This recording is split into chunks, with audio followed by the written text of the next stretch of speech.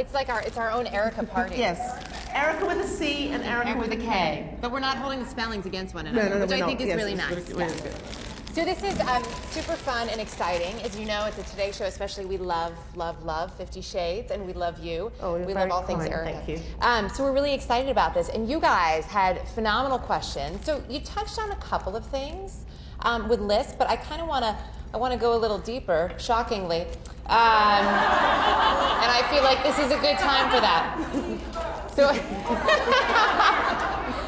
So you talked about, you said you had these characters, you had Christian and Anna sort of fighting in your head for the last 3 years, but Robin, who flew in, by the way, from Utah, wow, with her daughter to be here. Hello, there Robin. she is. Hi. They have matching tattoos, inspired by you. She wants to know if it was hard to switch, though, make that switch from telling the story from Anastasia's point of view to telling it from Christian's point of view. Do you know, I thought it would be hard, but actually it was once I found his voice, it was actually quite easy. He's not like any man. He's not observant at all. You know, so I didn't have to describe any of the. I mean, if you'd read the first books, then you'd know what everything looks like. But he's not going to go in and say, oh, this, that, because he's not interested. So that was kind of interesting. I mean, the occasional descriptions when he's going into somewhere new and what have you, but I was able to take all of that sort of stuff out. So that was fun. So he made it easier. Yes. Why do you think, this is from Lori Sue, who wants to know, why do you think we all love Christian Grey so much? Because he doesn't exist, really.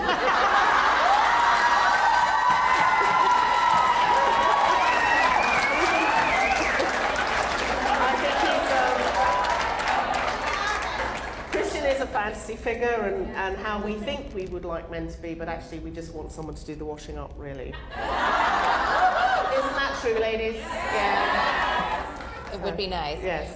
Dana from New Jersey asks whether you have dreams about Christian himself. Speaking of fantasies. I have actually, yes. Unfortunately, they're very mundane, shall I just say.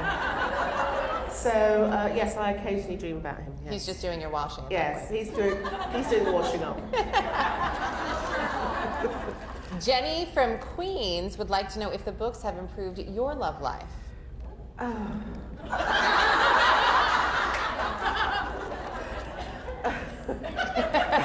Well, that's your answer right there, I think. I think we should move on. Here's a good one for you. Sheila from Washington, D.C. wants to know, how do you prepare to write, and how do you really get into your zone? I do a lot with music, actually, and Christian has a different playlist to 50 Shades of Grey. He likes different sort of music than Anna does. So yes, a lot of music. I listen to that, and I play the same song over and over and over and over and over and over again, to the point that my husband starts screaming at me, like, headphones on. So yeah, that's how I do it. Somebody else wrote, and here we go. Marissa asked if you drink when you write. There's that old saying, right? Write drunk, edit sober. Generally, no. For me, that wouldn't be a good idea. I think that's all I'm going to say about that. Donna from New York City wants to know what your next project is, and I imagine she's not alone.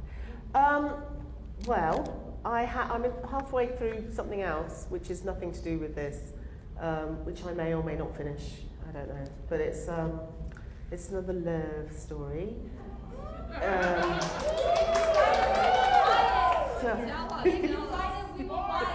That's very kind of you. It's really good fun. It's set in England. So, sorry. Is it still St. Bernard? No.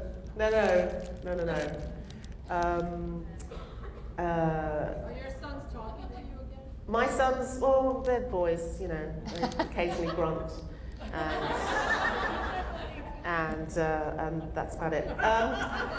So no, I don't know. I need some time off and to lie down somewhere warm with a very large cocktail and regenerate the brain. So, and an attractive waiter. Yes, and an attractive waiter, Cabana Boys, you know, all of that sort of thing. we touched on this a little bit, but Sarah from Brooklyn said she was on Twitter and saw a tweet saying the book might be naughtier than 50. I don't know. It's difficult to, it was interesting to write from a man's point of view. You have to be the judge of that. You have to let me know, okay? Who do you double check that point of view with? My husband. And that's all I'm going to say about that. Again, back to the love life question. Anne-Marie from Great Neck asked why you decided to tell Christian's story now. You sort of touched on this, but it happened really quickly. Well, I started writing it back in October, and I was just doing it off and on and what have you, just to try and get my head back into that space. And you know, once we got the film out of the way, I just thought, right, let's full on, let's go for it, and we did. It was fun to go back to that world.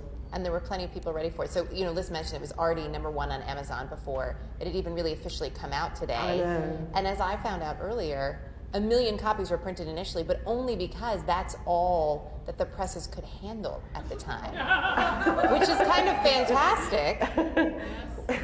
Yeah, it's amazing. But that woman over there has it all under control. I don't think I asked you this yet. Michelle wants to know if you plan on writing the other books or any other books from Christian's point of view.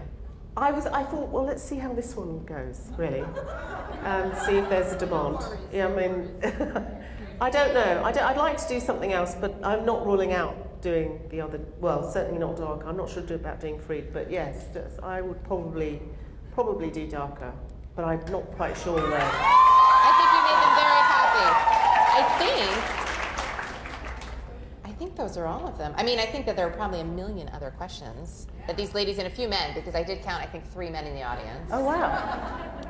We're really excited to be here, and they're excited to get their book signed and to be here for this big event and, you know, sing happy birthday to your man. Yes. Well, thank you. As again, thank you very much. Thank you for giving us the question. Thank you. Thank you.